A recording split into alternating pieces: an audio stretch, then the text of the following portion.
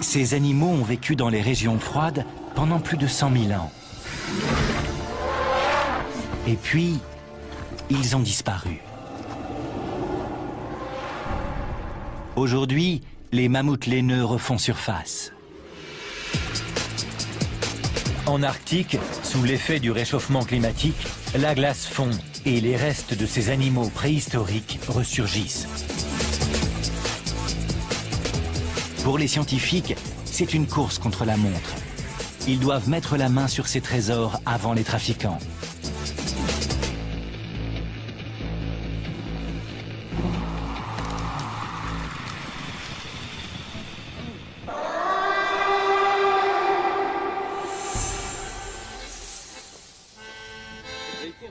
Bernard Buig est chasseur de mammouths et explorateur. Il a l'habitude de travailler dans les régions les plus inhospitalières. Il est passionné par ces animaux préhistoriques. C'est un touche-à-tout qui n'a peur de rien. Ça tombe bien, chasseur de mammouths n'est pas un métier facile.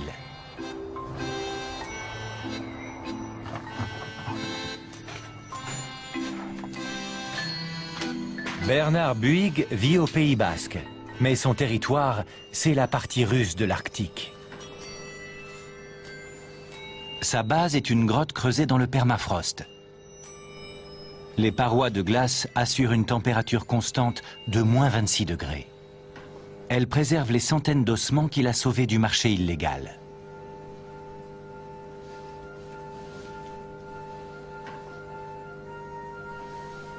Ici, on entrepose les restes de mammouth.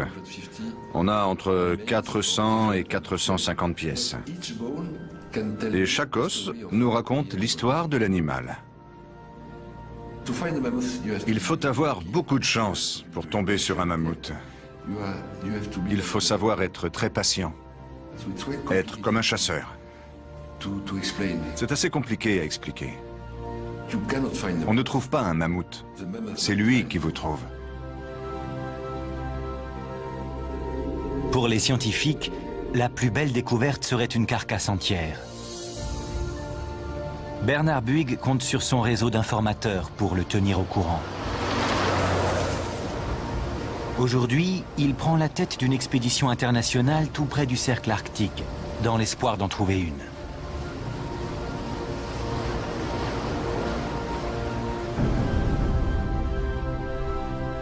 Les recherches portent sur toute la Sibérie. C'est une immense région glacée où la température peut avoisiner moins 40 degrés pendant plusieurs mois d'affilée.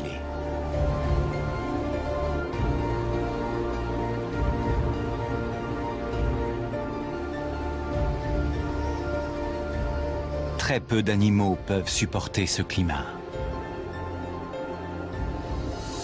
Ce n'était pas le cas il y a 100 000 ans.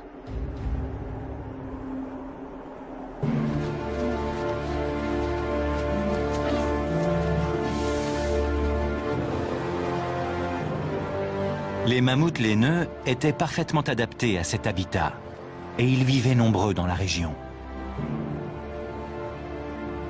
Ils ont quasiment tous disparu à la fin de la dernière glaciation, il y a environ 10 000 ans. Et on ignore pourquoi. Pour seuls indices, ils ont laissé un très grand nombre de carcasses, aujourd'hui cachées sous la glace.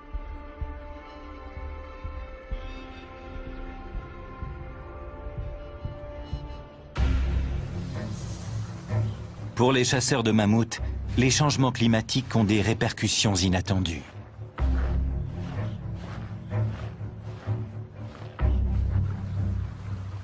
La hausse des températures fait ressurgir des ossements, des défenses et même des squelettes entiers.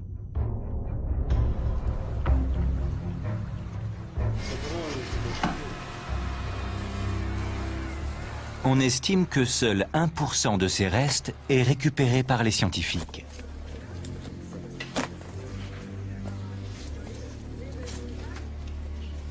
Le reste tombe entre les mains de trafiquants, qui les revendent au marché noir où les plus belles défenses peuvent se négocier autour de 75 000 € pièce.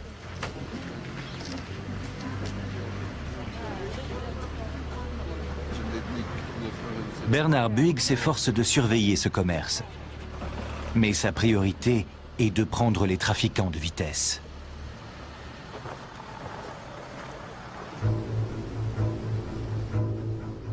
Il veut que la science puisse étudier de nouveaux ossements.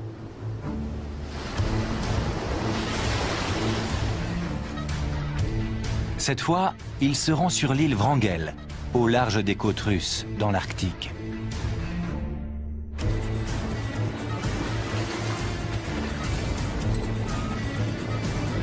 Il est accompagné par 2 scientifiques qui connaissent bien les mammouths. La spécialité du paléontologue Dan Fisher, ce sont leurs défenses. Il les étudie depuis 30 ans et sait les faire parler.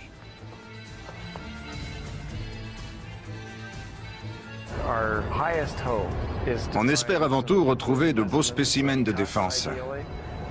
C'est l'idéal parce qu'elles contiennent une foule d'informations sur la vie des animaux. L'île Wrangel est au bout du monde. On n'a aucun moyen de savoir ce qu'on va voir en arrivant. Alexei Tikhonov est le directeur adjoint de l'Académie russe des sciences. C'est sa 3e visite sur l'île.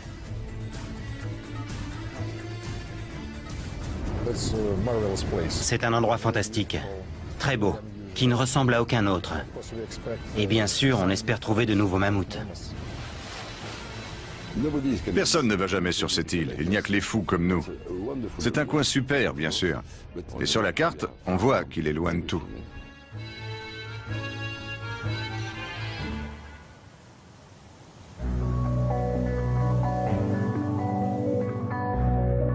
D'après ce qu'on sait, les derniers mammouths se sont éteints sur l'île Wrangel il y a environ 10 000 ans.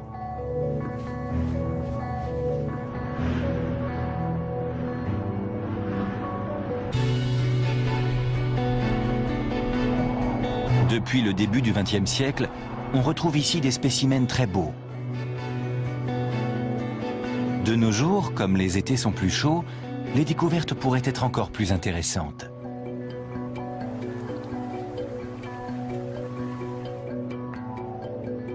La plupart du temps, l'île est cernée par la mer de glace. Mais pendant 8 semaines, la température remonte au-dessus de 0 et on peut s'en approcher en bateau.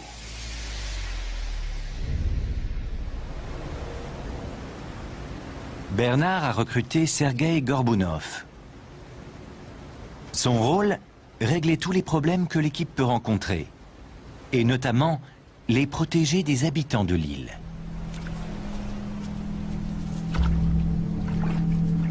En effet, on y croise de très nombreux ours polaires.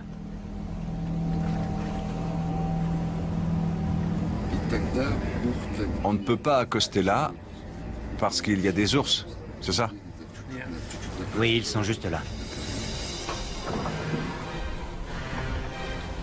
Ils identifient un coin plus sûr et décident de descendre à terre.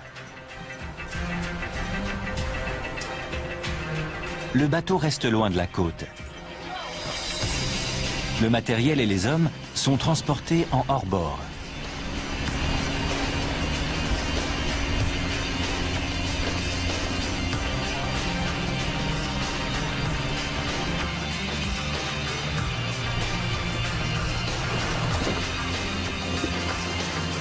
L'île fait 7800 km² et presque toute sa superficie est une réserve naturelle. L'équipe va bientôt se mettre au travail. Mais avant, un garde forestier lui donne quelques recommandations. Si vous ne réagissez pas, l'ours sent votre peur. Il sait qu'il a le dessus. C'est comme ça avec les mâles. Si vous montrez de la faiblesse, vous êtes fichu. L'ours se sent supérieur. Et il vous taille en pièces. Il en faut plus pour faire peur à Bernard Buig. Il est prêt à tout pour trouver des mammouths. Il est loin d'être le premier à se passionner pour ces animaux. Depuis la préhistoire, il fascine les hommes. Il y a 30 000 ans, les premiers artistes les ont représentés sur les parois des grottes.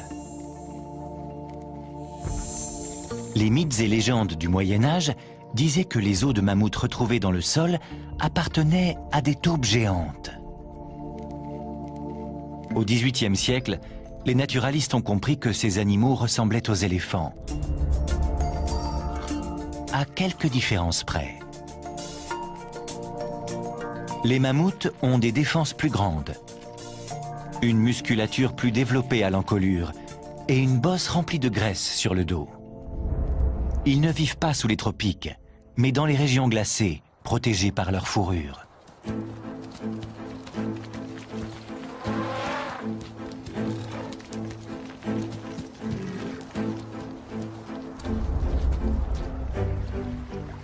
L'équipe entame ses recherches sur l'île Wrangel. Je suis en train de chercher des traces de mammouth. Dan Fisher sait qu'il faut ouvrir l'œil.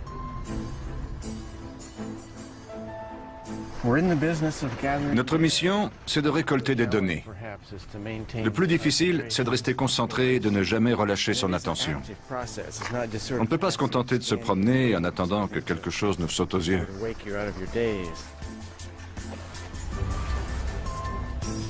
Lors des 5 premières journées, l'équipe ne trouve que des dents et quelques fragments d'eau et de défense. Une dent et un morceau de défense. Chaque trouvaille est étiquetée, répertoriée et soigneusement rangée. Pour l'instant, il n'y a rien d'exceptionnel.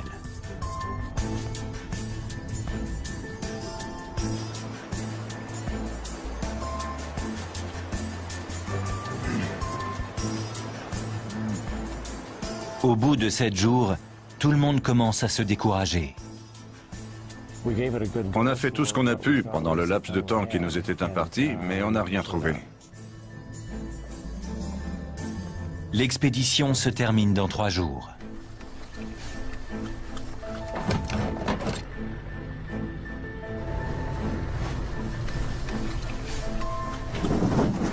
Tout à coup, le véhicule de l'équipe roule sur une bosse suspecte.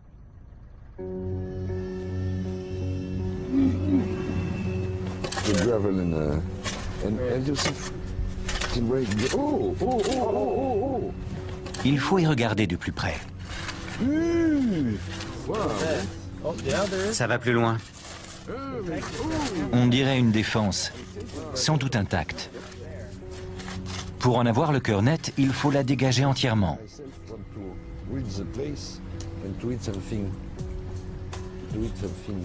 Ça continue là. Il faut la laver dans l'eau. C'est bien une défense, mais elle a été cassée, sans doute au cours d'un duel. D'après la couleur, elle date du Pléistocène.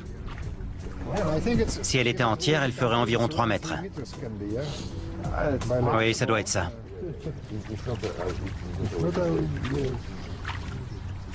Les défenses contiennent des informations que l'on ne trouve pas dans les os et les dents. Ici, on voit les différentes années. C'est super.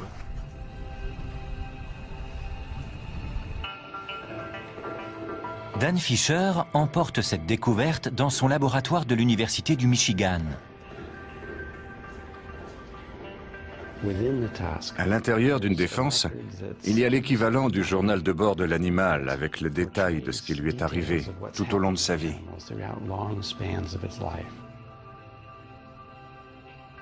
La plus grande défense de mammouth jamais retrouvée pesait environ 120 kilos. On voit souvent des éraflures microscopiques en surface. Peut-être parce que l'animal a gratté la glace et la neige pour trouver à manger.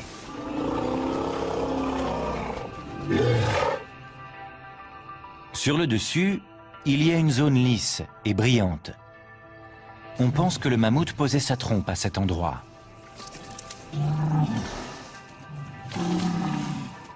Le plus intéressant, c'est l'intérieur de la défense. Pour l'étudier, il faut découper l'ivoire.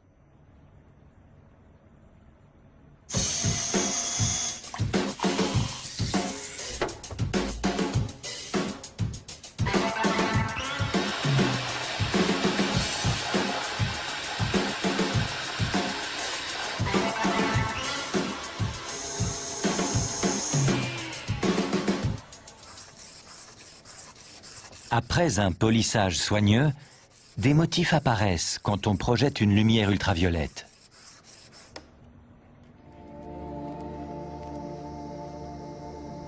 On voit alors des lignes et des zones sombres qui font penser aux anneaux de croissance des troncs d'arbres.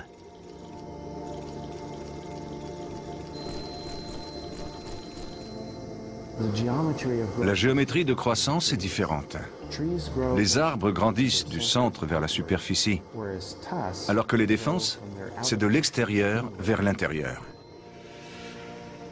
Les traits microscopiques correspondent aux événements importants dans la vie de ce jeune mammouth.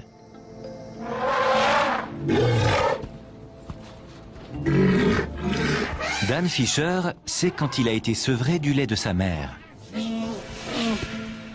ou lorsqu'il a été chassé de son troupeau pour vivre tout seul comme tous les mâles.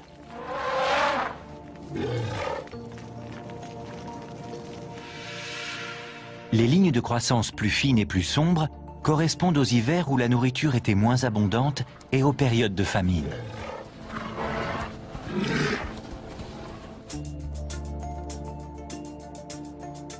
On peut aussi y lire les événements graves, comme l'affrontement du mâle avec un rival pour une femelle.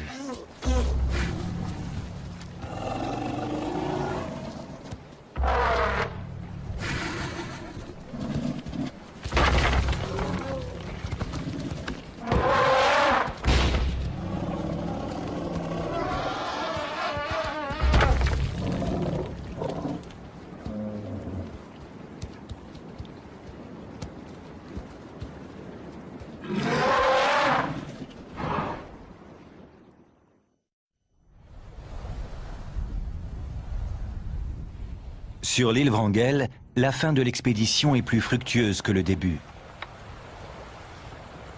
L'équipe reprend espoir. Elle aperçoit une lueur caractéristique au loin.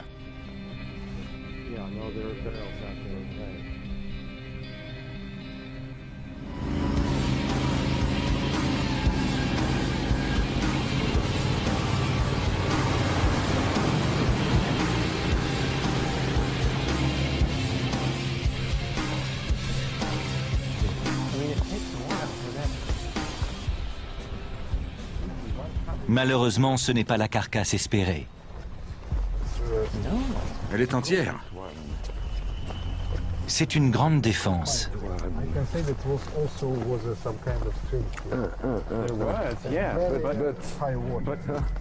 Son emplacement intrigue Bernard Buig.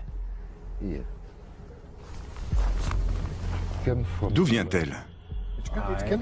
Il a l'impression qu'elle a été déposée par le personnel du parc naturel, peut-être pour l'empêcher de trouver une carcasse complète, plus précieuse sur le marché noir.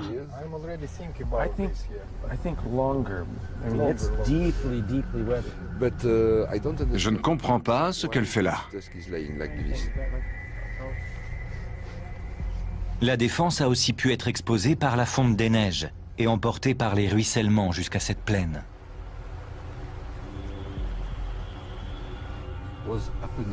C'est une trouvaille intéressante, mais l'équipe doit quitter l'île sans ce qu'elle était venue chercher.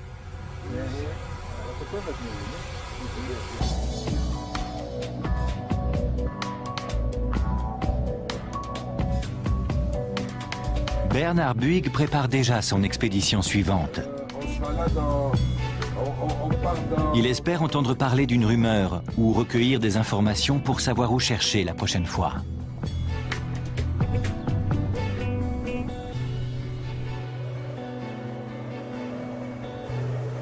L'île Wrangel était la limite nord du territoire des mammouths.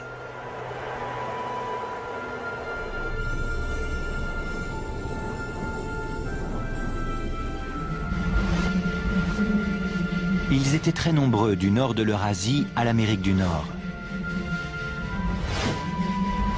Jusqu'à la fin de la dernière glaciation, ils peuplaient une immense prairie surnommée la steppe des mammouths.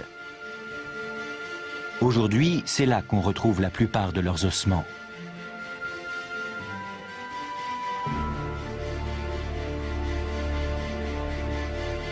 Les mammouths et les éléphants ont un ancêtre commun qui a vécu il y a 6 millions d'années.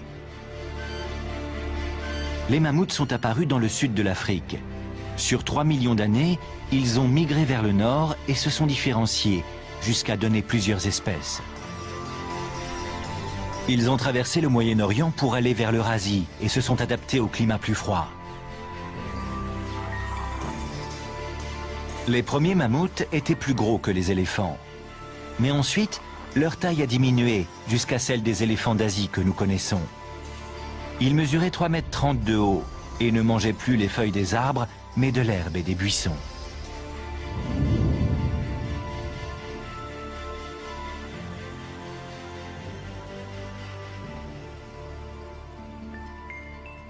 Les fossiles nous donnent seulement les grandes lignes de leur histoire.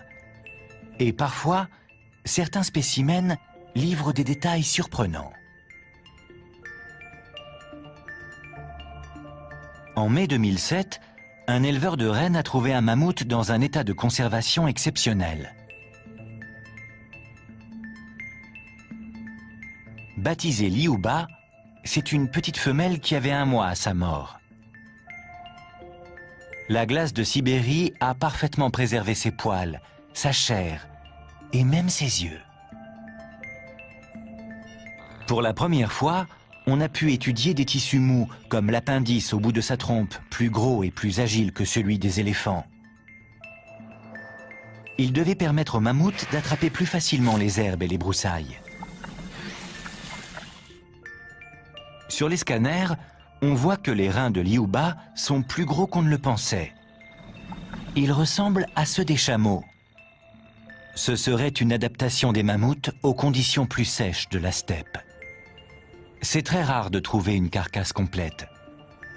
On n'en a que 6 comme Liuba.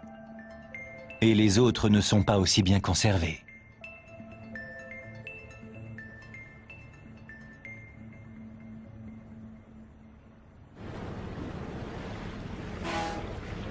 Bernard Buig est optimiste et déterminé.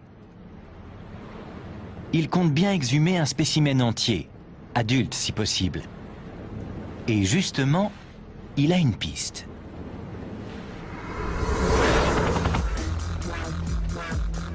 D'après un informateur, une carcasse a été repérée sur la péninsule de Yamal, dans l'ouest de la Sibérie. C'est également là que Liuba a été retrouvé. On n'a que peu de détails. Il y a plus d'1 an, un ouvrier des chemins de fer aurait sorti de terre un morceau de chair rose qui appartiendrait à un mammouth. Il dit l'avoir réenterré et il n'en a parlé à personne avant de pouvoir contacter Bernard.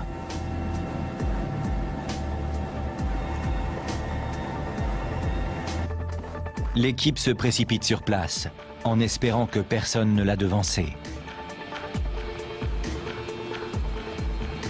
Elle installe son campement à côté d'un groupe d'éleveurs de rennes.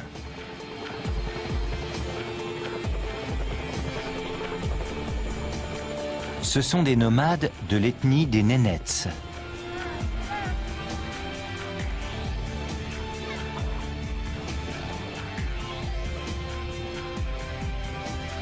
On est au milieu de l'été, la meilleure époque pour chasser les mammouths.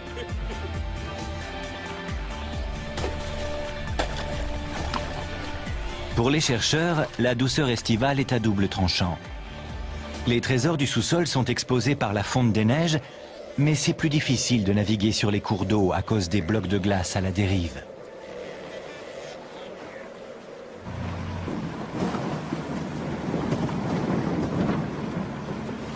Les conditions sont encore compliquées par le soleil de minuit. À cette latitude, il ne se couche pas en été, et pendant 6 semaines, il ne fait jamais nuit.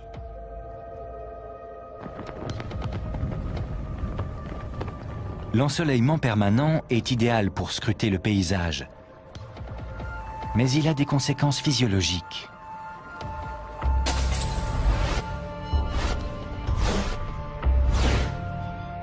Quand on n'y est pas habitué, il peut provoquer une dépression et même des troubles de la perception.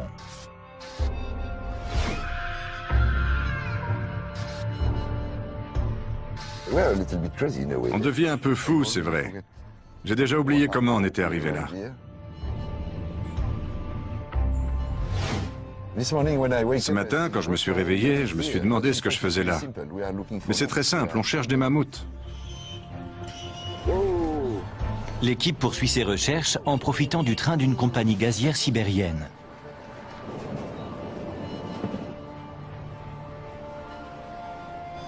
Elle va inspecter la zone où on aurait trouvé la trace d'un mammouth.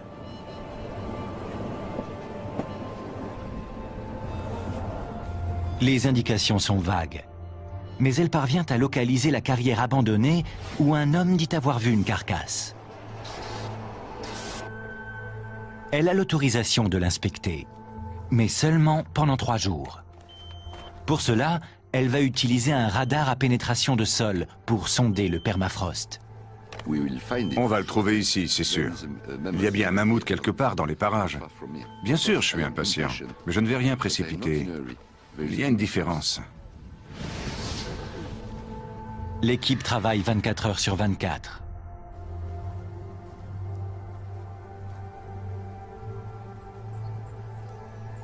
Elle a parcouru plusieurs milliers de kilomètres pour venir ici. Mais au bout de 3 jours, elle doit repartir les mains vides. Aucune trace du mammouth.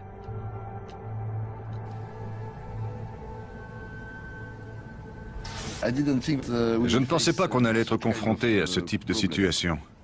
Je suis un peu déçu, bien sûr. Mais je dois rester concentré sur la préparation de l'étape suivante de nos recherches. Parce que je ne vais pas laisser ce mammouth tranquille. On va s'occuper de lui. On verra comment ça se passe pendant l'été. Alors, il est où, mon mammouth? J'espère que tu organiseras la prochaine expédition un peu mieux.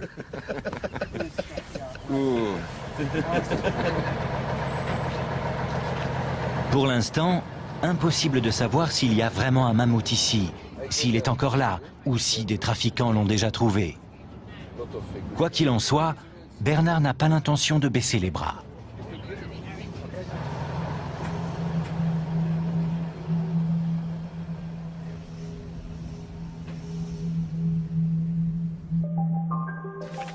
Pendant ce temps, une autre équipe enquête avec des méthodes différentes. À l'université de l'État de Pennsylvanie, des généticiens tentent de déchiffrer le génome des mammouths.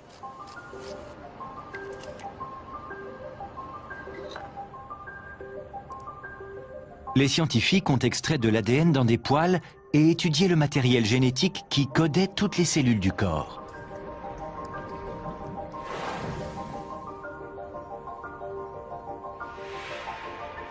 Ils ont séquencé 90% de ce génome. Et leurs résultats réservent quelques surprises, notamment sur l'apparence de ces animaux.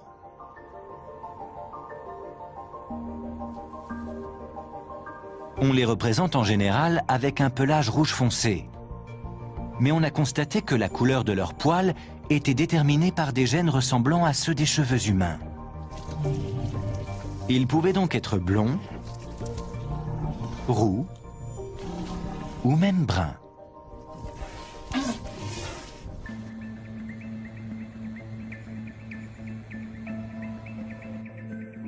Kevin Campbell est spécialiste de physiologie environnementale et évolutionnaire.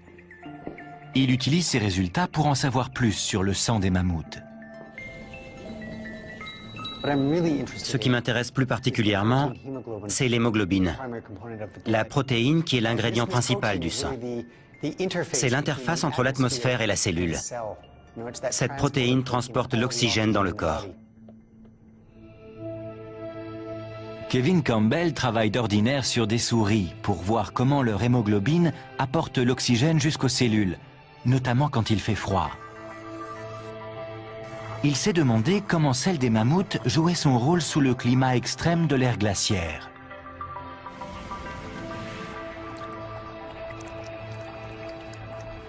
Comme le sang des carcasses retrouvées dans la glace a séché, il ne peut pas être analysé.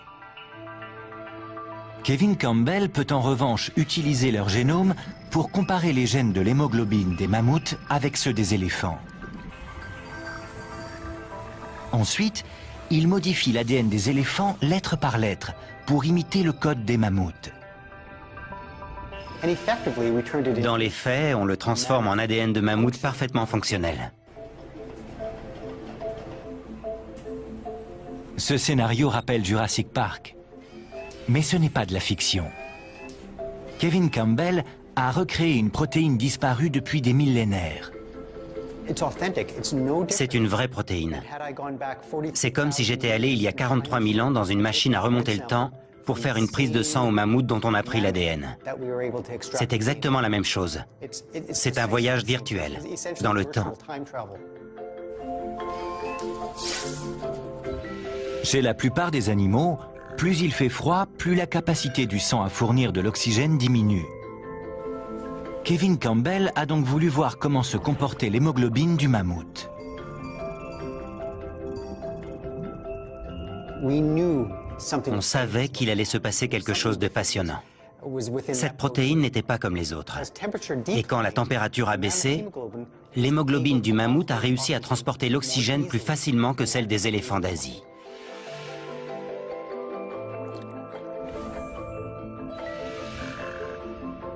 Cette capacité d'adaptation leur évitait les engelures et les aidait à conserver leur chaleur corporelle, ce qui était essentiel pour survivre en période glaciaire.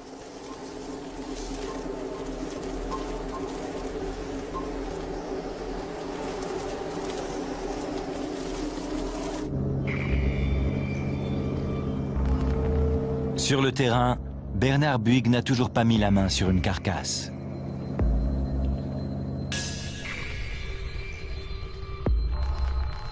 Il est rentré bredouille de l'île Wrangel et de la péninsule de Yamal. L'été est terminé et la glace va bientôt recouvrir le sol. Pourtant, il ne renonce pas. Il étend ses recherches en Sibérie et s'envole pour le lac Boustak, à 4500 km à l'est.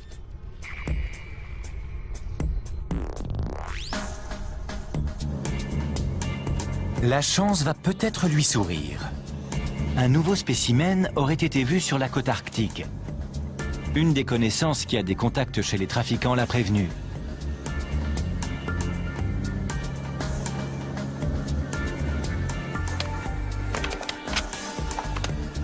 Des marchands de défense qui vendent l'ivoire de mammouth en Extrême-Orient disent avoir trouvé une carcasse gelée.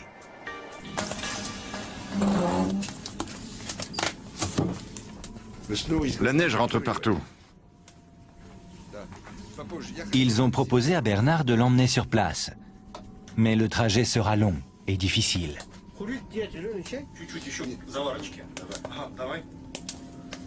Bernard doit les croire sur parole. Les photos qu'il a vues sont en noir et blanc et assez floues. Mais elles semblent prometteuses. On espère trouver un spécimen bien précis.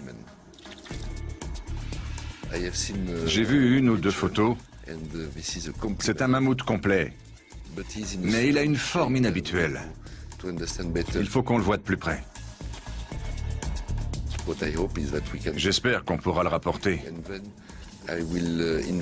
Après, je demanderai à des scientifiques de l'examiner.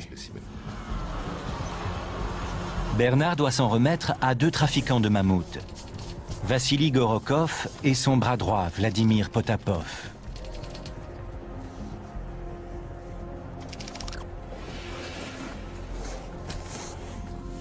Les deux hommes lui ont dit qu'un acheteur d'Extrême-Orient leur avait offert près d'1 million d'euros, mais que la transaction ne s'était pas faite.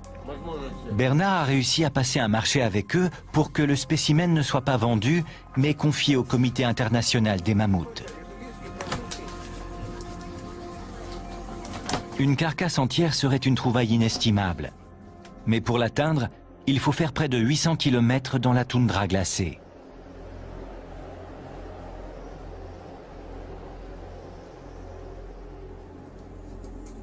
Il y a plusieurs jours de route, et l'Arctique est un milieu dangereux. Bernard doit apprendre à être patient et à faire confiance à ses guides. Alors, Vassili, quel est le plan? On peut aller voir le mammouth? Tout est en place? Pas aujourd'hui. Impossible. L'accord passé avec les deux hommes est très fragile. Mais Bernard n'a pas le choix. Il doit gagner leur sympathie. Et en Sibérie, cela signifie prouver son courage.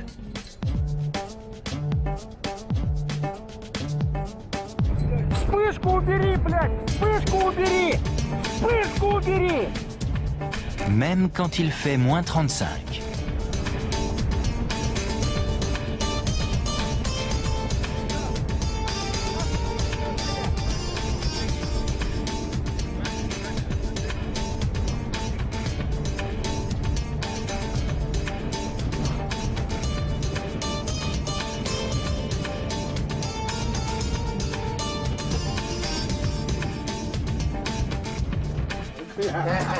Bernard a réussi le test.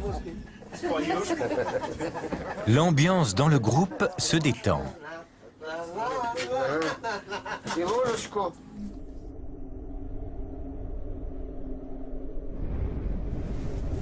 Le départ est prévu le lendemain matin.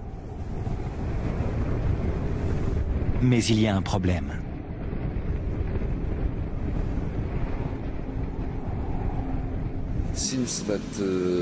Visiblement, dans 2 jours, il va y avoir ce qu'on appelle un polgar, une tempête de neige. Ah, d'accord. Le générateur du campement fait des siennes, la température chute et la météo est menaçante. Mais les hommes prévoient toujours d'emmener Bernard voir la carcasse. Ils partiront dès demain. La météo est souvent mauvaise en Sibérie, mais les conditions actuelles sont particulièrement difficiles. Bernard est prêt à tout pour atteindre son but.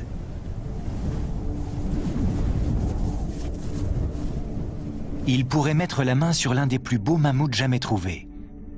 Ce serait une découverte inestimable pour la science. On pourrait peut-être faire renaître cette espèce.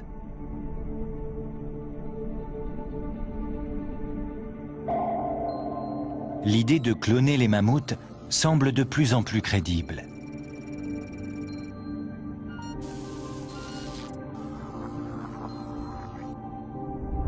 Un trésor caché dans le sous-sol de la Sibérie pourrait révolutionner les connaissances et transformer la science-fiction en réalité.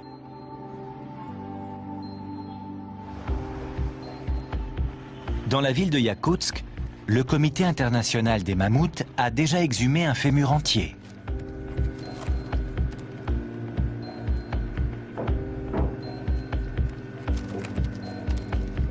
Il a été parfaitement préservé par le permafrost.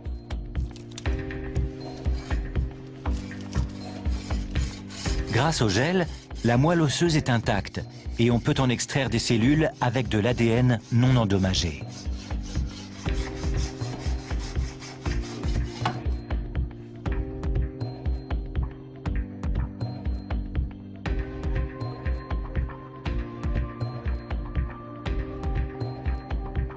La moelle va être envoyée dans un laboratoire japonais qui va tenter d'isoler des noyaux de cellules. On espère ensuite les implanter dans un ovule d'éléphant, dont on aura enlevé le noyau. Ensuite, on pourra le faire se développer dans l'utérus d'une femelle éléphant.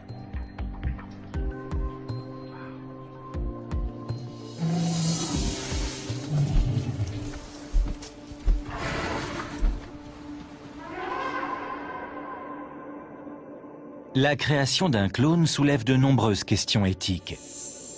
Notamment, la science doit-elle faire renaître une espèce éteinte?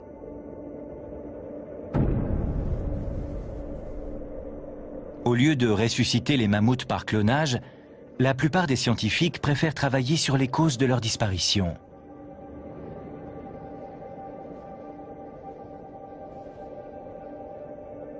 Leur extinction a coïncidé avec le réchauffement du climat à la fin de la dernière ère glaciaire. Leur habitat s'est transformé Les pluies sont revenues au nord. Les prairies sèches ont été remplacées par les plantes et les forêts de la toundra. Ils ont de plus en plus de mal à trouver à manger.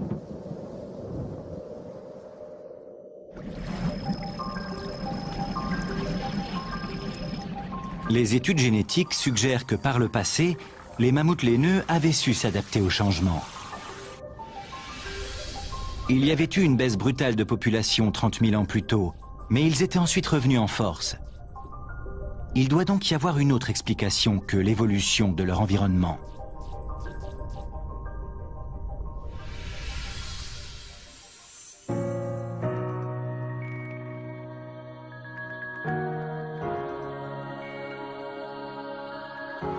Dan Fisher pense être sur une piste.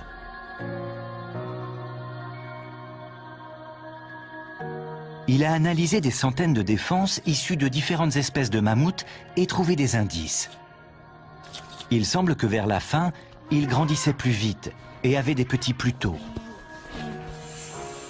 C'est une réaction caractéristique quand une espèce est victime d'un prédateur. Mais il n'y avait qu'un seul groupe capable de menacer les mammouths à l'époque.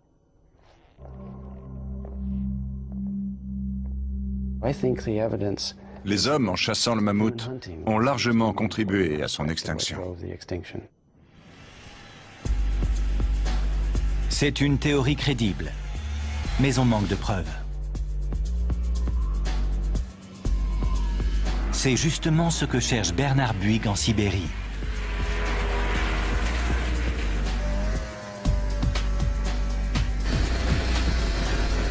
Il espère découvrir ce qui pourrait être le plus beau spécimen jamais retrouvé.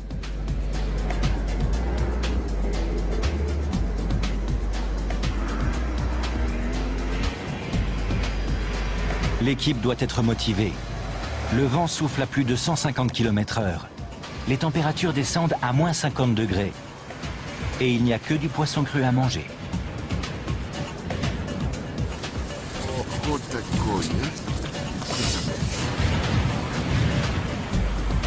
Le résultat n'est pas garanti. Les deux trafiquants peuvent avoir menti ou des voleurs ont pu trouver la carcasse.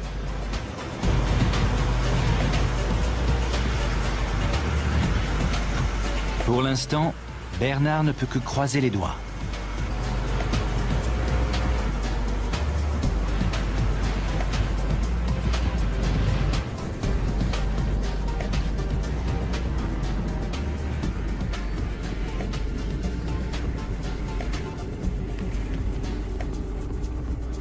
Après 2 semaines de trajet éprouvant sur près de 800 km, l'équipe arrive à destination.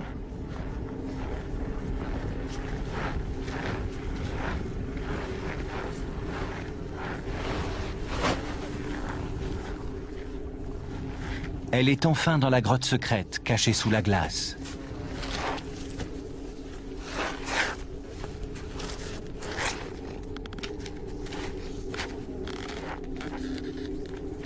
La carcasse est-elle encore là?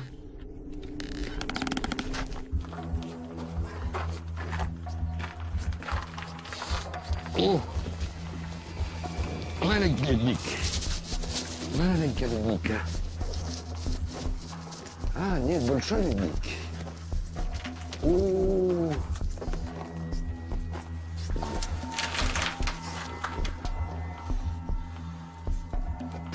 Incroyable.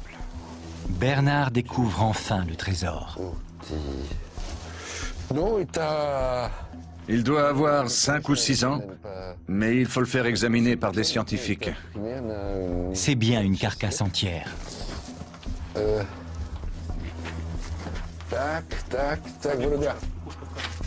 Bernard n'en croit pas ses yeux. Il n'a pas beaucoup de temps. Vassili insiste pour l'emballer et repartir tout de suite.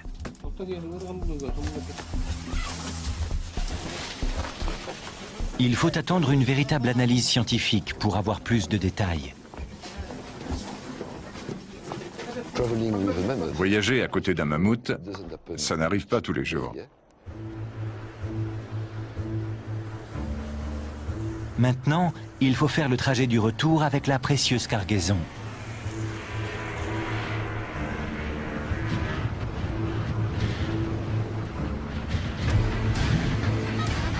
Les hommes sont sur leur motoneige jusqu'à 14 heures par jour. C'est une course contre la montre et surtout contre l'obscurité. Bientôt, la nuit polaire prendra possession de la région et mieux vaut ne pas se retrouver en pleine nature quand le soleil ne se lève plus.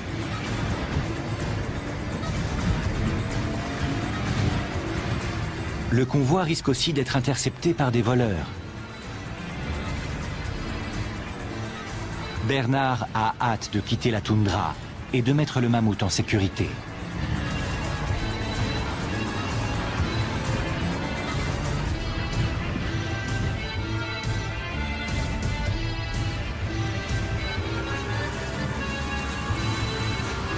Tout le monde embarque dans un ancien avion militaire pour faire les 800 derniers kilomètres jusqu'à Yakoutsk.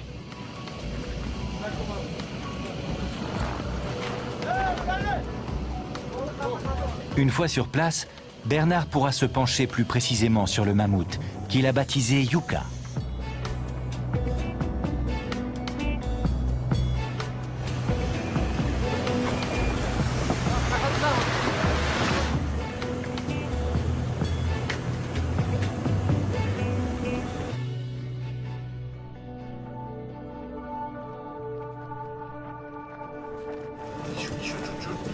La carcasse va peut-être révéler de nouvelles informations sur l'extinction des mammouths.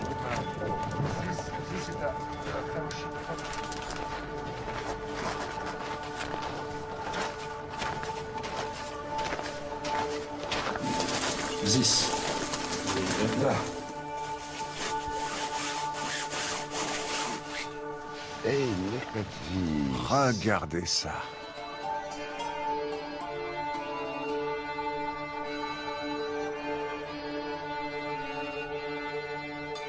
Ces longs poils. C'est vraiment incroyable. Maintenant que je peux le toucher et le voir en pleine lumière, je vois tous les détails. C'est très émouvant pour moi. J'ai besoin de temps pour réaliser ce qui se passe exactement. D'après sa taille, Yuka était un jeune mammouth qui n'avait pas terminé sa croissance. Après des millénaires dans le sol glacé, son corps est contorsionné. Il est sur le dos, la tête tournée sur le côté et les pattes en l'air. Ses coussinets et ses poils blonds cuivrés sont parfaitement préservés. Pourtant, il manque de grands os, ce qui explique que le corps est affaissé. On ne sait pas encore s'il s'agit d'un mâle ou d'une femelle, ni de quand date la mort. En revanche, certains signes indiquent une possible intervention humaine. On a beaucoup de choses à comprendre à propos de ce spécimen, parce qu'il a été ouvert sur toute la longueur du dos, et que quelqu'un a enlevé les os principaux. Il en reste encore certains, comme le bassin et les omoplates, mais on n'a plus les vertèbres. Le gros point d'interrogation, c'est que s'est-il passé au moment de la mort de cet animal, ou durant sa vie? Bernard Buig veut maintenant savoir si les os ont été prélevés au moment de la mort du mammouth ou plus tard. Si c'est à sa mort, cela pourrait prouver l'implication des hommes.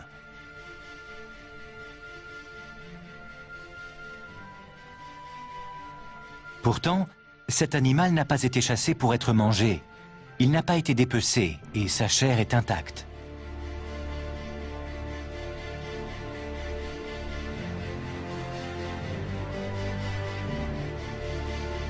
Autre hypothèse, ces os ont pu être enlevés dans le cadre d'un rituel sacré. Il pourrait aussi s'agir d'un trophée de chasse. Peut-être que les os et les défenses servaient à quelque chose à l'époque, ou que les chasseurs avaient prévu de revenir pour le découper en morceaux et n'ont pas pu.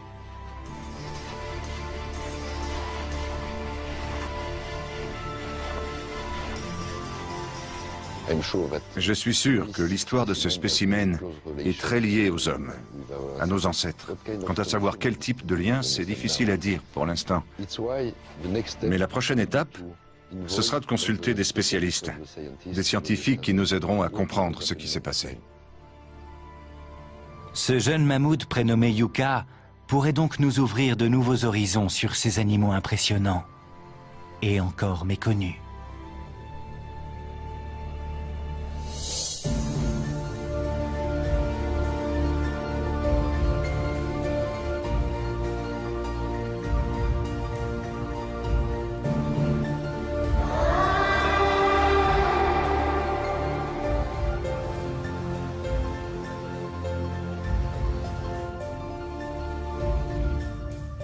Rouge foncé. Mais on a constaté que la couleur de leurs poils était déterminée par des gènes ressemblant à ceux des cheveux humains. Ils pouvaient donc être blonds, roux ou même bruns.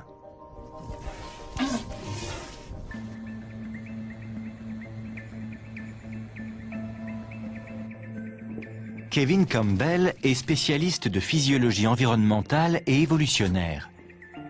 Il utilise ces résultats pour en savoir plus sur le sang des mammouths. Ce qui m'intéresse plus particulièrement, c'est l'hémoglobine, la protéine qui est l'ingrédient principal du sang. C'est l'interface entre l'atmosphère et la cellule. Cette protéine transporte l'oxygène dans le corps. Kevin Campbell travaille d'ordinaire sur des souris pour voir comment leur hémoglobine apporte l'oxygène jusqu'aux cellules, notamment quand il fait froid. Il s'est demandé comment celle des mammouths jouait son rôle sous le climat extrême de l'ère glaciaire.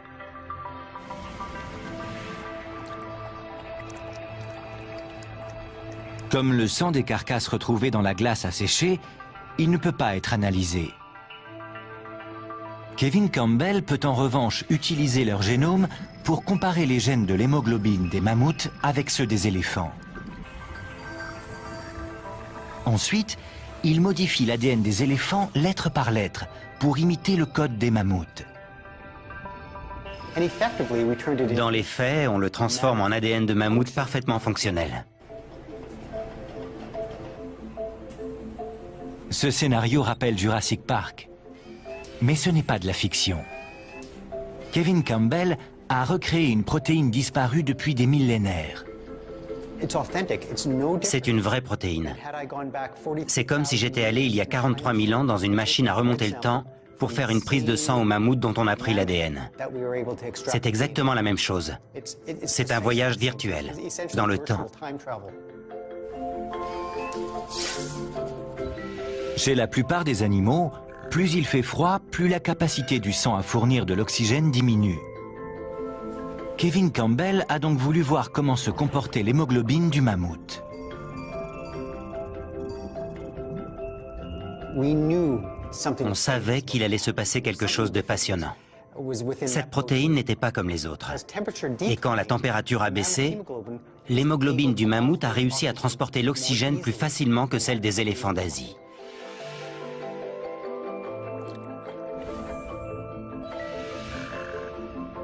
Cette capacité d'adaptation leur évitait les engelures et les aidait à conserver leur chameau préhistorique. C'est un touche-à-tout qui n'a peur de rien. Ça tombe bien, chasseur de mammouth n'est pas un métier facile.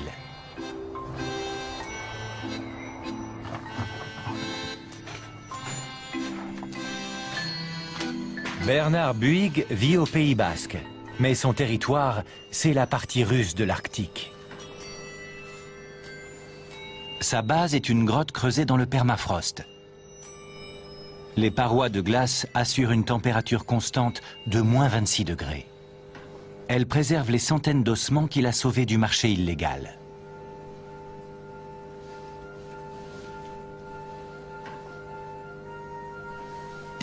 Ici, on entrepose les restes de mammouth.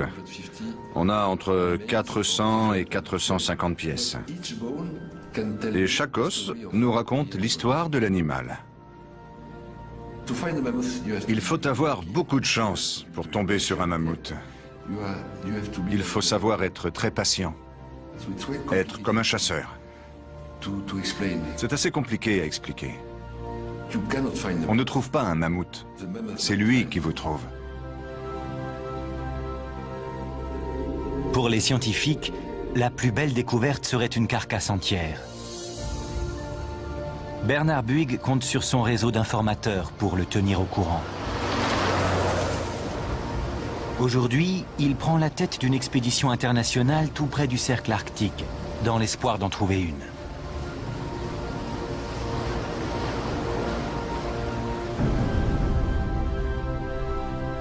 Les recherches portent sur toute la Sibérie. C'est une immense région glacée où la température peut avoisiner moins 40 degrés pendant plusieurs mois d'affilée.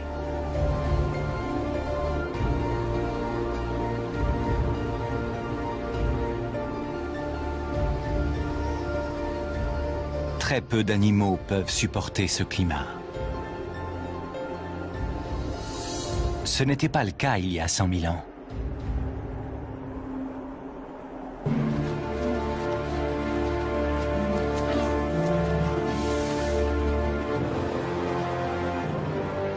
Les mammouths laineux étaient parfaitement adaptés à cet habitat et ils vivaient nombreux dans la région. Ils ont quasiment tous disparu à la fin de la dernière glaciation, il y a environ 10 000 ans. Et on ignore pourquoi. Pour seuls indices, ils ont laissé un très grand nombre de carcasses, aujourd'hui cachées sous la glace.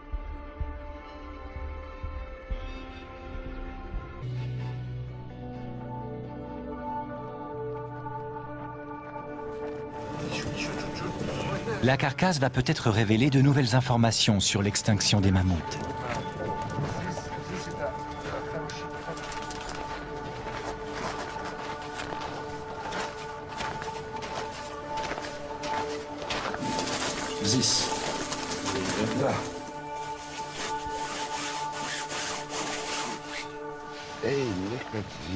Regardez ça.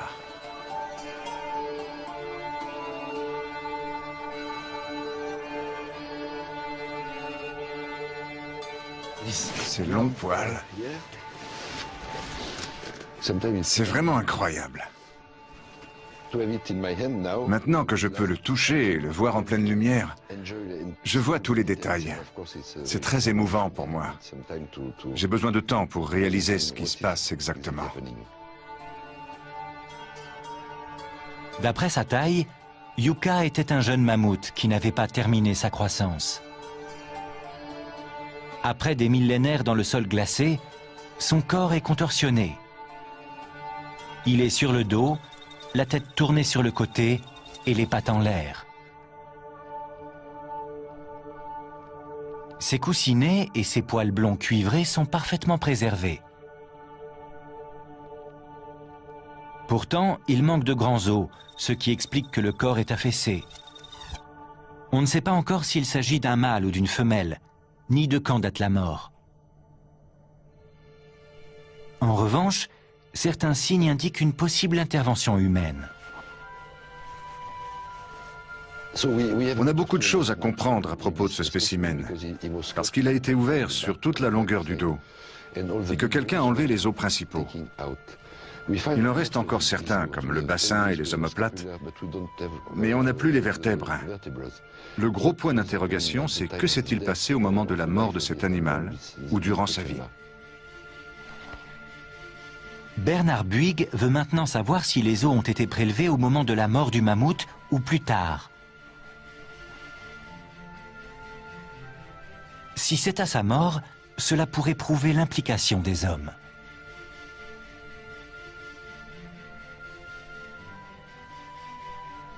Pourtant, cet animal n'a pas été chassé pour être mangé. Il n'a pas été dépecé et sa chair est intacte.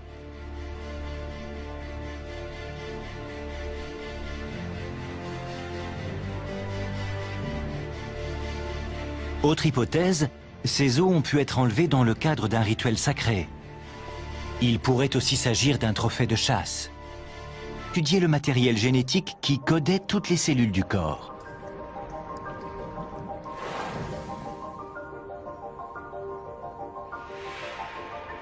Ils ont séquencé 90% de ce génome. Et leurs résultats réservent quelques surprises, notamment sur l'apparence de ces animaux.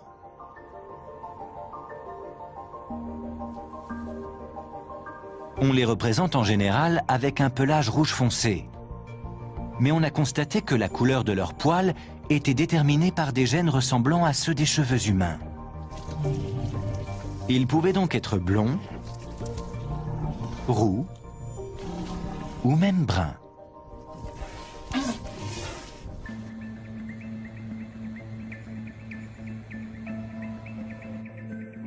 Kevin Campbell est spécialiste de physiologie environnementale et évolutionnaire. Il utilise ces résultats pour en savoir plus sur le sang des mammouths. Ce qui m'intéresse plus particulièrement, c'est l'hémoglobine, la protéine qui est l'ingrédient principal du sang. C'est l'interface entre l'atmosphère et la cellule. Cette protéine transporte l'oxygène dans le corps. Kevin Campbell travaille d'ordinaire sur des souris pour voir comment leur hémoglobine apporte l'oxygène jusqu'aux cellules, notamment quand il fait froid. Il s'est demandé comment celle des mammouths jouait son rôle sous le climat extrême de l'ère glaciaire.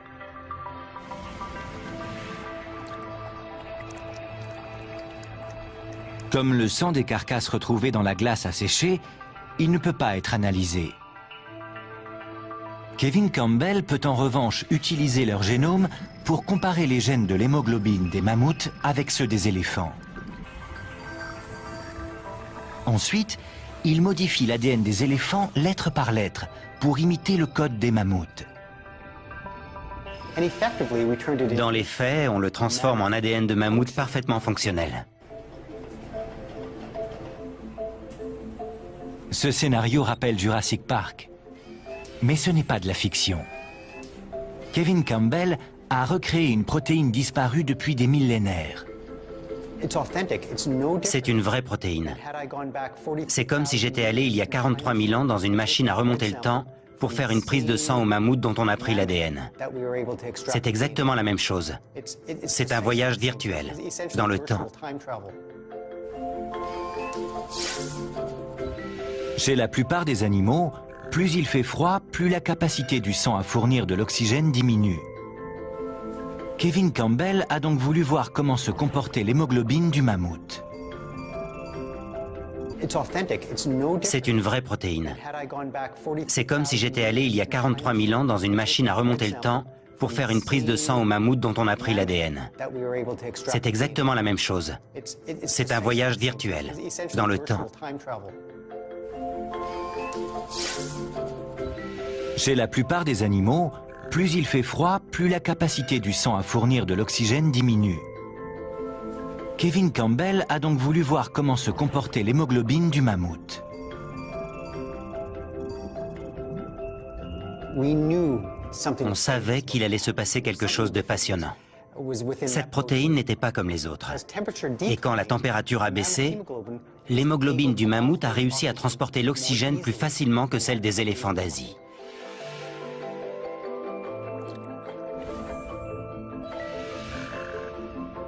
Cette capacité d'adaptation leur évitait les engelures et les aidait à conserver leur chaleur corporelle, ce qui était essentiel pour survivre en période glaciaire.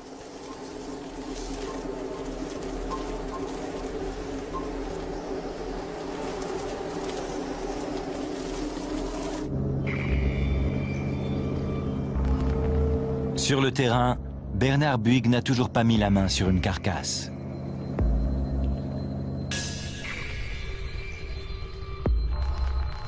Il est rentré bredouille de l'île Wrangel et de la péninsule de Yamal. L'été est terminé et la glace va bientôt recouvrir le sol. Pourtant, il ne renonce pas.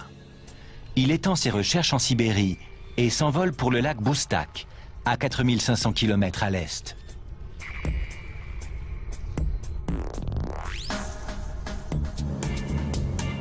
La chance va peut-être lui sourire. Un nouveau spécimen aurait été vu sur la côte arctique. Une des connaissances qui a des contacts chez les trafiquants l'a prévenu.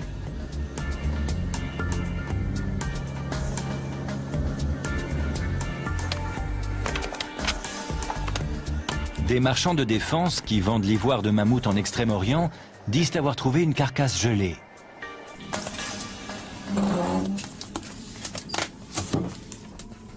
La neige rentre partout. Ils ont proposé à Bernard de l'emmener sur place. Mais le trajet sera long et difficile.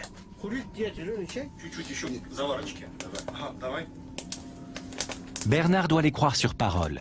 Les photos qu'il a vues sont en noir et blanc et assez floues, mais elles semblent prometteuses. On espère trouver un spécimen bien précis. Le résultat n'est pas garanti. Les deux trafiquants peuvent avoir menti ou des voleurs ont pu trouver la carcasse.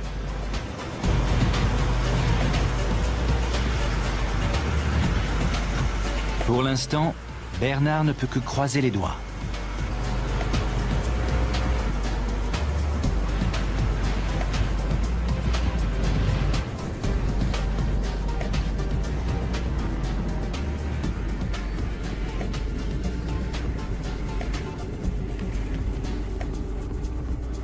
Après 2 semaines de trajet éprouvant sur près de 800 km, l'équipe arrive à destination.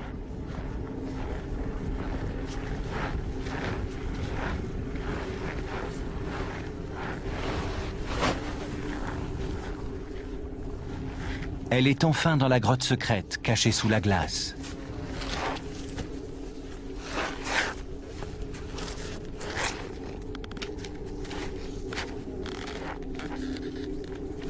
La carcasse est-elle encore là?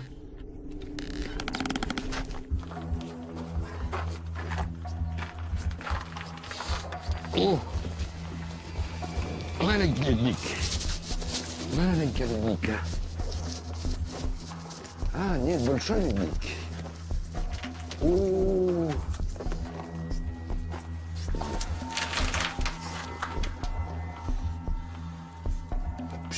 Incroyable. Bernard découvre enfin le trésor. Ну, это... Il doit avoir 5 ou 6 ans, mais il faut le faire examiner par des scientifiques. C'est bien une carcasse entière. Так, вроде. Bernard n'en croit pas ses yeux. Il n'a pas beaucoup de temps. Vassili insiste pour l'emballer et repartir tout de suite.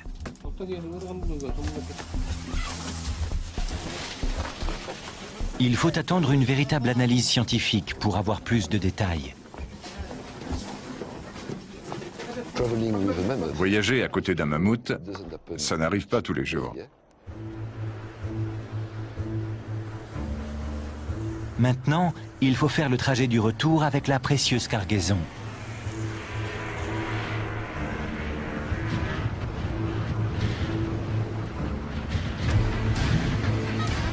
Les hommes sont sur leur motoneige jusqu'à 14 heures par jour. C'est une course contre la montre et surtout contre l'obscurité. Bientôt, la nuit polaire prendra possession de la région et mieux vaut ne pas se retrouver en pleine nature quand le soleil ne se lève plus.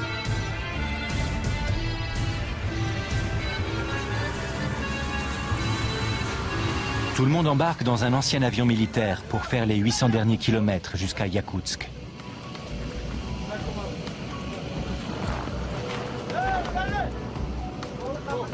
Une fois sur place, Bernard pourra se pencher plus précisément sur le mammouth, qu'il a baptisé Yuka.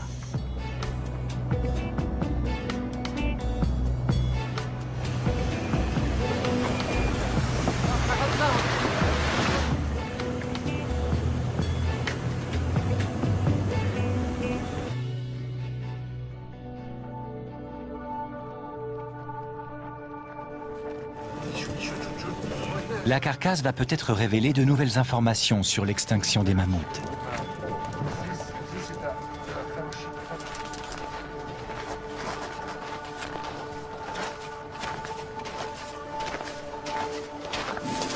Здесь. Да. Эй, Regardez ça.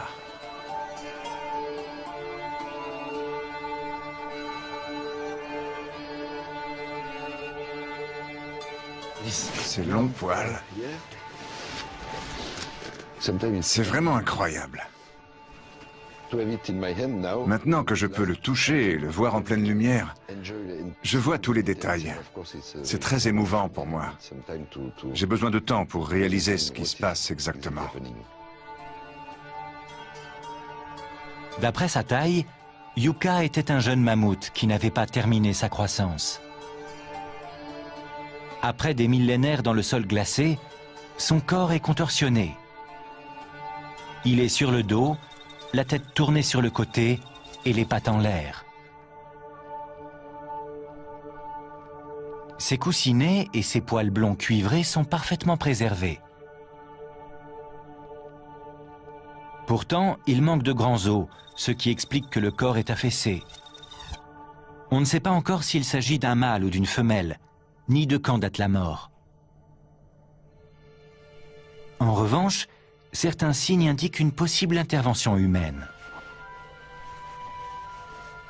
On a beaucoup de choses à comprendre à propos de ce spécimen, parce qu'il a été ouvert sur toute la longueur du dos, et que quelqu'un a enlevé les os principaux. Il en reste encore certains, comme le bassin et les omoplates, mais on n'a plus les vertèbres. Le gros point d'interrogation, c'est que s'est-il passé au moment de la mort de cet animal, ou durant sa vie? Bernard Buig veut maintenant savoir si les os ont été prélevés au moment de la mort du mammouth et cassés. Sans doute au cours d'un duel. D'après la couleur, elle date du Pléistocène. Si elle était entière, elle ferait environ 3 mètres. Oui, ça doit être ça.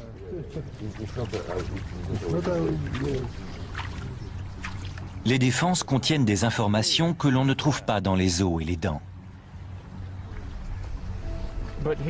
Ici, on voit les différentes années. C'est super.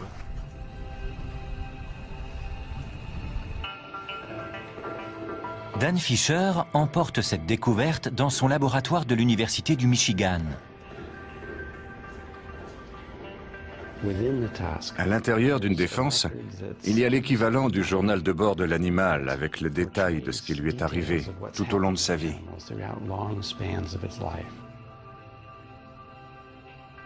La plus grande défense de mammouth jamais retrouvée pesait environ 120 kilos. On voit souvent des éraflures microscopiques en surface. Peut-être parce que l'animal a gratté la glace et la neige pour trouver à manger.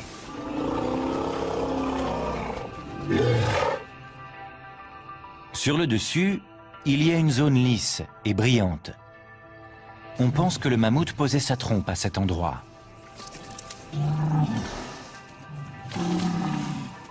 Le plus intéressant, c'est l'intérieur de la défense. Pour l'étudier, il faut découper l'ivoire.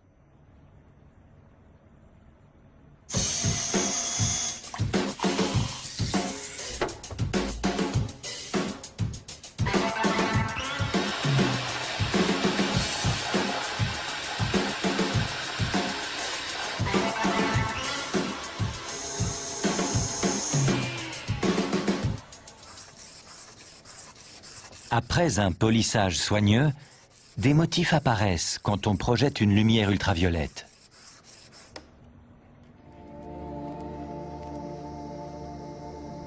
On voit alors des lignes et des zones sombres qui font penser aux anneaux de croissance des troncs d'arbres.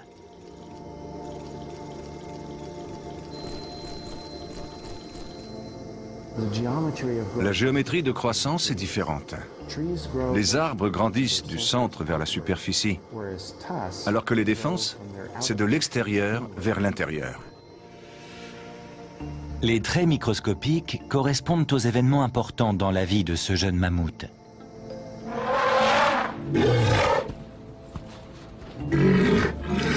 Dan Fisher sait quand il a été sevré du lait de sa mère, ou lorsqu'il a été chassé de son troupeau pour vivre tout seul, calme et évolutionnaire. Il utilise ces résultats pour en savoir plus sur le sang des mammouths. Ce qui m'intéresse plus particulièrement, c'est l'hémoglobine, la protéine qui est l'ingrédient principal du sang. C'est l'interface entre l'atmosphère et la cellule. Cette protéine transporte l'oxygène dans le corps. Kevin Campbell travaille d'ordinaire sur des souris pour voir comment leur hémoglobine apporte l'oxygène jusqu'aux cellules, notamment quand il fait froid. Il s'est demandé comment celle des mammouths jouait son rôle sous le climat extrême de l'ère glaciaire.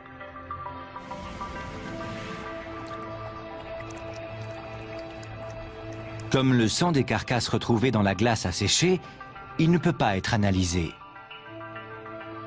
Kevin Campbell peut en revanche utiliser leur génome pour comparer les gènes de l'hémoglobine des mammouths avec ceux des éléphants. Ensuite, il modifie l'ADN des éléphants lettre par lettre pour imiter le code des mammouths. Dans les faits, on le transforme en ADN de mammouth parfaitement fonctionnel.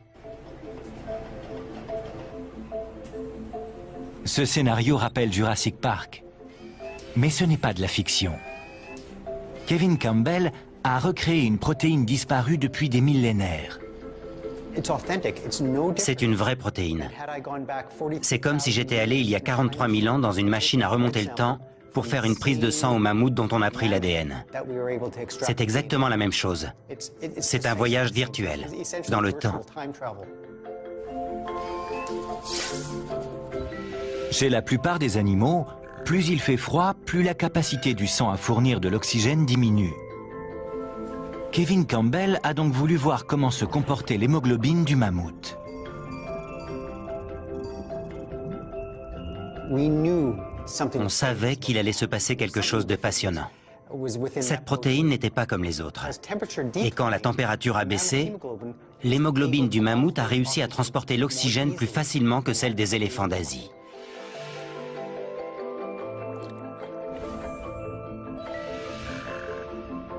Cette capacité d'adaptation leur évitait les engelures et les aidait à conserver leur chaleur corporelle, ce qui était essentiel pour survivre en période glaciaire.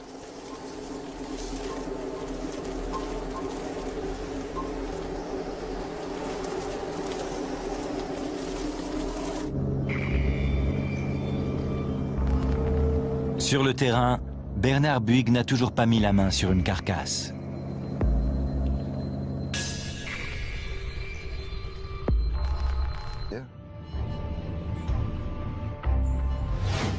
Ce matin, quand je me suis réveillé, je me suis demandé ce que je faisais là. Mais c'est très simple, on cherche des mammouths. L'équipe poursuit ses recherches en profitant du train d'une compagnie gazière sibérienne.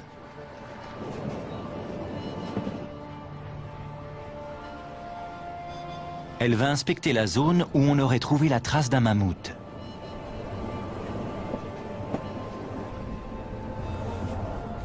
Les indications sont vagues, mais elle parvient à localiser la carrière abandonnée où un homme dit avoir vu une carcasse.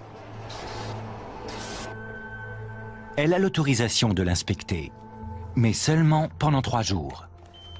Pour cela, elle va utiliser un radar à pénétration de sol pour sonder le permafrost. On va le trouver ici, c'est sûr. Il y a bien un mammouth quelque part dans les parages. Bien sûr, je suis impatient, mais je ne vais rien précipiter. Il y a une différence. L'équipe travaille 24 heures sur 24.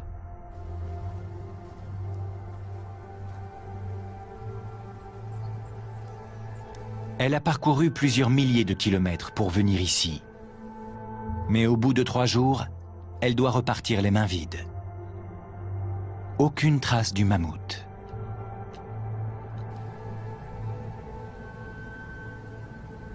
Je ne pensais pas qu'on allait être confronté à ce type de situation. Je suis un peu déçu, bien sûr. Mais je dois rester concentré sur la préparation de l'étape suivante de nos recherches. Parce que je ne vais pas laisser ce mammouth tranquille. On va s'occuper de lui. On verra comment ça se passe pendant l'été. Alors, il est où, mon mammouth? J'espère que tu organiseras la prochaine expédition un peu mieux.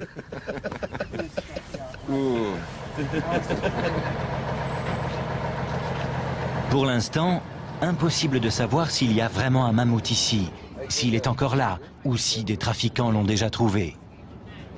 Quoi qu'il en soit, Bernard n'a pas l'intention de baisser les bras.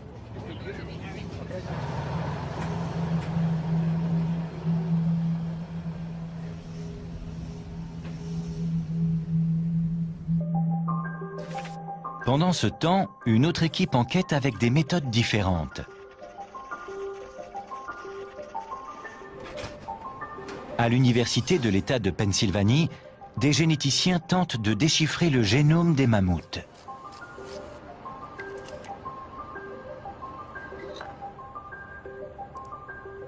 Les scientifiques ont extrait de l'ADN dans des poils et étudié le matériel génétique qui codait... Je ne comprends pas ce qu'elle fait là.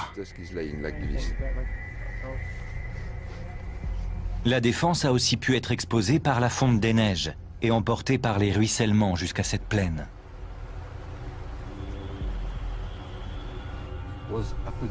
C'est une trouvaille intéressante, mais l'équipe doit quitter l'île sans ce qu'elle était venue chercher.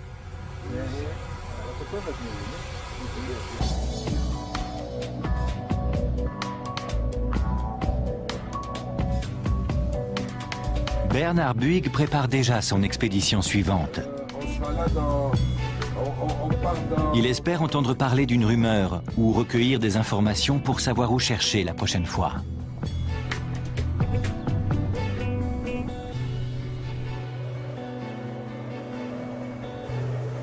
L'île Wrangel était la limite nord du territoire des mammouths.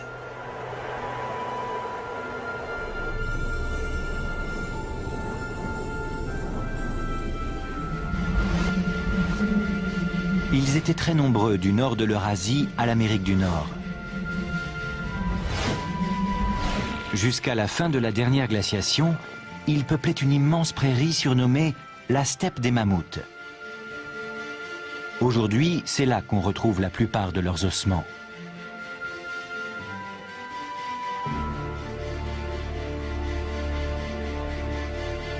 Les mammouths et les éléphants ont un ancêtre commun qui a vécu il y a 6 millions d'années. Les mammouths sont apparus dans le sud de l'Afrique.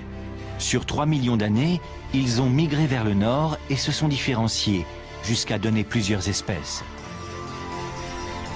Ils ont traversé le Moyen-Orient pour aller vers l'Eurasie et se sont adaptés au climat plus froid. Les premiers mammouths étaient plus gros que les éléphants. Mais ensuite, leur taille a diminué jusqu'à celle des éléphants d'Asie que nous connaissons. Ils mesuraient 3,30 m de haut et ne mangeaient plus les feuilles des arbres, mais de l'herbe et des buissons.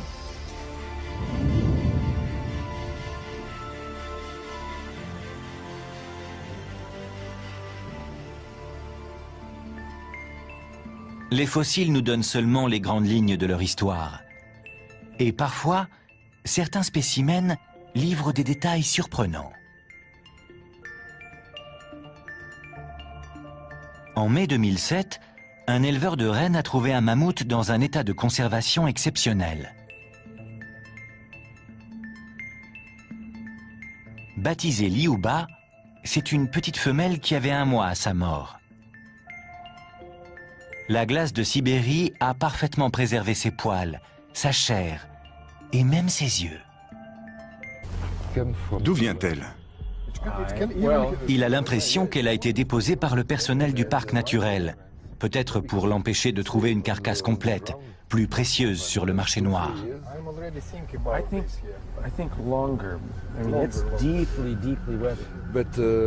Je ne comprends pas ce qu'elle fait là. La défense a aussi pu être exposée par la fonte des neiges et emportée par les ruissellements jusqu'à cette plaine.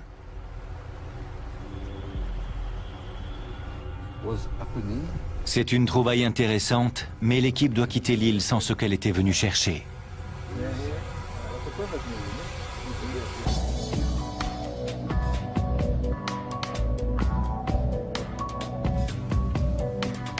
Bernard Buig prépare déjà son expédition suivante. Il espère entendre parler d'une rumeur ou recueillir des informations pour savoir où chercher la prochaine fois.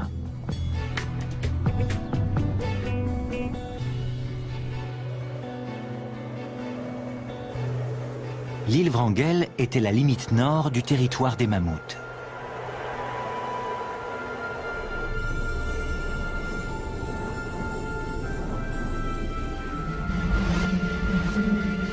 Ils étaient très nombreux du nord de l'Eurasie à l'Amérique du Nord. Jusqu'à la fin de la dernière glaciation, ils peuplaient une immense prairie surnommée la steppe des mammouths. Aujourd'hui, c'est là qu'on retrouve la plupart de leurs ossements.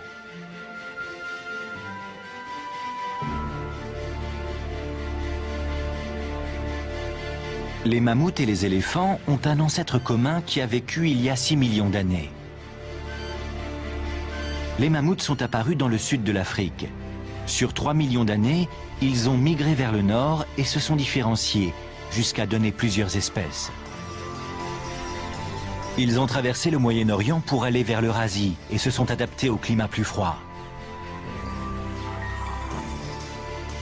Les premiers mammouths étaient plus gros que les éléphants. Mais ensuite, leur taille a diminué jusqu'à celle des éléphants d'Asie que nous connaissons.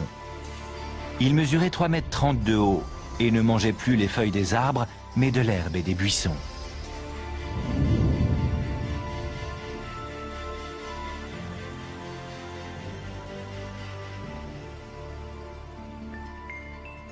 Les fossiles nous donnent seulement les grandes lignes de leur histoire.